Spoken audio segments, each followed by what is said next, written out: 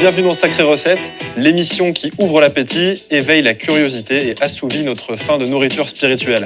Car derrière chaque ingrédient, il y a une histoire, un sens et parfois même une révélation. Et aujourd'hui, on va plonger dans la magie gourmande de Noël. Mais où, au cœur des traditions, se cache un message de simplicité, de lumière et d'espoir au cœur de l'hiver.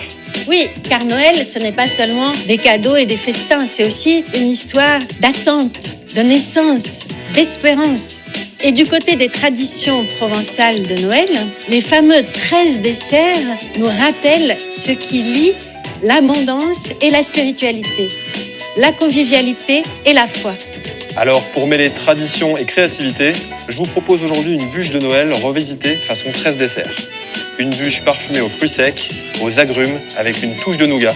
Nous partagerons cette bûche avec Gilles Florini, prêtre niçois, passionné de cuisine du Sud.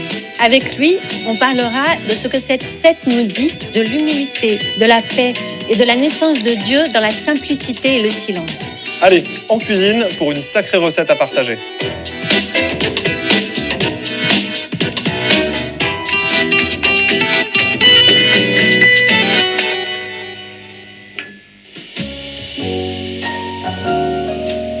Joyeux Noël, Cyril! Joyeux Noël, Stéphanie! Alors, qu'est-ce que tu nous prépares? Laisse-moi deviner. Une bûche? Bah oui, une bûche évidemment pour Noël. Mais pas n'importe laquelle. Ah, Je me suis inspiré des 13 desserts. les 13 desserts provençaux. Exactement. Tu sais, on dit les 13 desserts, mais d'une région à une autre, ils changent. L'idée, c'est d'avoir des fruits secs, des fruits confits, des agrumes, du nougat. Et comme tu peux voir sur la table, j'ai réuni donc le nougat pour ma mousse. Je vais faire un insert à la clémentine, une base de feuillantine que je suis en train de préparer avec des noisettes, de la crêpe dentelle. J'ai hâte. Alors, pour la feuillantine, c'est du chocolat au lait dans lequel je vais ajouter des noisettes concassées et torréfiées et de la crêpe dentelle que je vais broyer à la main. Avant-dernier ingrédient, le praliné amande et la touche finale, de la fleur de sel. Donc là, je mélange bien. L'idée, c'est d'en faire une pâte que je vais étaler sur une plaque et laisser prendre au frais. Et ça, c'est ce qui va constituer la base de la bûche. D'accord. Comme tu vois, je dispose ma feuillantine entre deux feuilles de papier sulfurisé. Et là, j'égalise pour qu'elle forme une couche d'un demi-centimètre. Et ça part au congélateur pendant 1 heure. Là, j'ai préparé mon biscuit madeleine. C'est ce qui va me servir de génoise. Et je l'ai fait façon pompe à huile. Donc, j'ai remplacé le beurre de la pâte par de l'huile. Et pour donner encore plus de parfum, et parce que j'adore la fleur d'oranger, j'ai fait un petit sirop de ponchage. C'est ce qui va permettre de la rendre plus moelleuse. Tiens, je me demandais, elle vient d'où cette tradition de la bûche de Noël? Alors, au départ, ça vient d'un rite païen qui célébrait la fête solaire du solstice d'hiver. On allumait un grand feu pour aider le soleil à reprendre de la vigueur et à retrouver sa trajectoire céleste. Ensuite, à partir du XIIe siècle, l'usage était qu'on aille chercher la veille de Noël une immense bûche qu'on commençait à faire brûler dans l'âtre et qui devait brûler pendant toute la fête de Noël et dont on récupérait les tisons qu'on gardait dans la maison en haut d'une armoire. Et ces tisons avaient des vertus protectrices et étaient censés porter bonheur. Et au Noël suivant, on ressortait les tisons et on allumait la bûche avec eux. Mais en fait, ce qui se passait, c'est que le plus âgé de la maison allumait le feu. Ensuite, avec le plus jeune, il faisait le tour de la pièce 3 fois, en récitant des vœux et des bénédictions, et en arrosant la bûche avec de l'huile, du sel et du vin doux, pour que la bûche brûle le plus lentement possible pour qu'elle puisse durer toute la fête. Et ensuite, parfois, la bûche était gravée avec des intentions et en espérant qu'en brûlant, les vœux s'exaucent. Et puis surtout, la bûche nous rappelle que Jésus est né dans une étable glaciale. D'accord, mais comment on est passé de la grosse bûche en bois dans la cheminée au gâteau qu'on voit sur la table? Alors petit à petit, au niveau de l'architecture, les cheminées sont devenues de plus en plus petites. Donc c'était difficile de faire entrer une immense bûche dans l'âtre. Donc au départ, on a pris l'habitude de déposer une petite bûche en bois sur la table en décoration avec des bougies.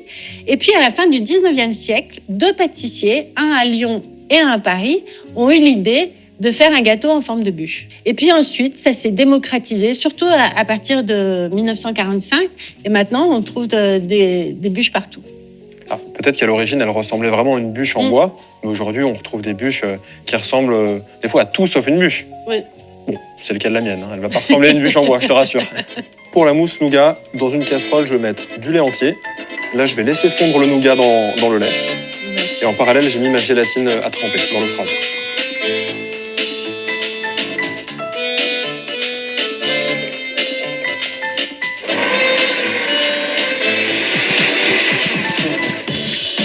Maintenant que c'est bien mixé, j'ajoute la gélatine, bien essorée, ça c'est important.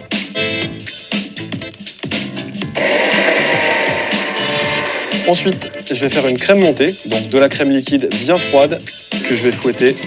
Et c'est cette crème qu'on ajoutera au nougat, qui lui est sucré, pour obtenir une texture mousseuse.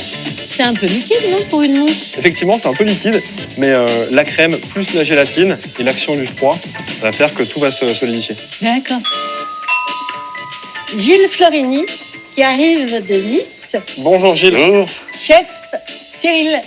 Gilles Florini a écrit un livre de recettes niçoises dans lequel on trouve la recette de la pompe de Noël, non? Absolument. C'est la pompe de Noël qui est faite avec de l'huile, qui reprend un peu l'idée du pain de partage, puisque sur la table de Noël, c'est le seul pain, et qui ressemble fortement à la fougasse qui est répandue sur tout le tour de la Méditerranée. C'est un peu ça l'histoire. Et cette pompe, elle fait partie des 13 desserts, non? À Nice particulièrement, oui. Ah bah, on y vient justement, les 13 desserts. Paraît-il que selon les régions, ils changent. Parce que moi, dans ma bûche, j'ai essayé de m'en inspirer, mais c'est vrai que le plus dur, c'était de trouver la liste des 13 desserts. Ça change dans tous les secteurs de la Provence et tout autour de la Méditerranée. Chacun rajoute ce qui vient, puis après on invente et on crée au fur et à mesure, puisque dans quelques temps, il y aura votre bûche dans les 13 desserts. Ah oui, Oui, mais il y a quand même des immuables, oui, non? bah, il y a les agrumes, le nougat Les nougats noirs ou blancs. ou blanc. Et je me demandais, c'est quoi la différence entre les nougats blancs et les nougats noirs? Dans le nougat blanc, vous avez du blanc d'œuf qui va le rendre plus moelleux, Mmh. chose qu'on n'a pas dans le nougat noir. Il y a aussi les fruits secs qui ont des noms particuliers qu'on appelle les mendiants Ah oui, les mendiants. à cause des ordres mendiants. Et par exemple, il y a Les amandes, qui symbolisent les carmes, les raisins secs, les dominicains, les figues séchées les franciscains, et les noisettes. les augustiniens, l'ordre de notre pape Léon XIV. Et il y a aussi les fruits frais. Oui, Les oranges, les clémentines, les pommes, les poires. les fruits confits comme le cédrat, les dattes, le melon. Mais après, ils ont rajouté aussi les papillotes en chocolat, les calissons et encore plein d'autres milliardises. Et c'est pour ça qu'on ne sait jamais lesquels il faut mettre exactement. Mais surtout, ce qui compte, c'est la symbolique que l'on met derrière, c'est-à-dire 13 desserts, parce qu'il y a les 12 apôtres et le Christ. Ça représente un peu la dernière scène, en quelque sorte. Ouais, c'est un peu ça l'idée. D'accord. Pour le glaçage, dans une casserole, je vais mettre du jus de mandarine Mhm. avec un petit peu de sucre. Une fois que le mélange sera chaud, j'ajouterai hors du feu la gélatine que j'ai préalablement trempée. Mais Jésus, il est vraiment né le 25 décembre? Alors Jésus est sûrement né, puisque c'est un personnage historique. On en a des preuves, mais on n'a pas du tout d'état civil, et donc on ne sait pas quand il est né. Si on le fête le 25 décembre, c'est parce que c'était dans l'Empire romain la fête du soleil invaincu, c'était la fête de l'empereur. Et donc les chrétiens ont essayé de remplacer la fête par celle du Christ, puisque le Christ est le véritable empereur de l'univers. Et c'est comme ça que la date du 25 décembre a été arrêtée et s'est développée de cette façon-là. Mais ceci dit, ça c'est en Occident, parce qu'en vérité, il y a plusieurs Noëls. Le 25 décembre en Occident, il y a l'Épiphanie qui est célébrée par les chrétiens orientaux, et il y a le baptême de Jésus qui est célébré aussi par certaines églises chrétiennes. En vérité, ce sont 3 nativités, 3 révélations, 3 épiphanies. Voilà, si on veut. En tout cas, pour nous, en Europe, c'est une fête qui tombe plutôt bien parce qu'à un moment donné où il fait extrêmement sombre, il y a des lumières partout et ça représente aussi un peu la lumière de Jésus qui vient nous réchauffer, nous éclairer. Tout à fait, c'est l'exact pendant du 24 juin, qui est la fête de Saint-Jean-Baptiste. Le 24 juin, c'est la nuit la plus courte et le jour le plus long, et le 25 décembre, c'est le contraire, c'est-à-dire que c'est la nuit la plus longue, et dès le lendemain, le jour gagne, la lumière gagne. C'est pour ça que le Christ est la lumière du monde. Ça y est, place au montage. Tous les éléments sont bien frais. Donc là, j'applique une couche de mousse de nougat dans le fond de la bûche. Et là, je rapplique sur les côtés. À l'intérieur, je vais disposer mon crémeux à la mandarine. On a le jus, les zestes. C'est vraiment l'élément qui va nous apporter de la fraîcheur dans ce dessert. Je recouvre avec la mousse de nougat. Impressionnant, hein? C'est beau à voir. Ouais. Dernière étape, la feuillantine qui est bien figée, que je vais venir découper au diamètre de mon moule. Ça part une nuit au congélateur. Ah mince, il faut revenir demain. Faut revenir demain. À demain. Demain. Mais j'allais pas vous laisser attendre. Je l'ai anticipé. J'ai plus qu'à verser mon glaçage et on va pouvoir la déguster. Je vous prépare les assiettes, vous m'attendez à table? Avec plaisir.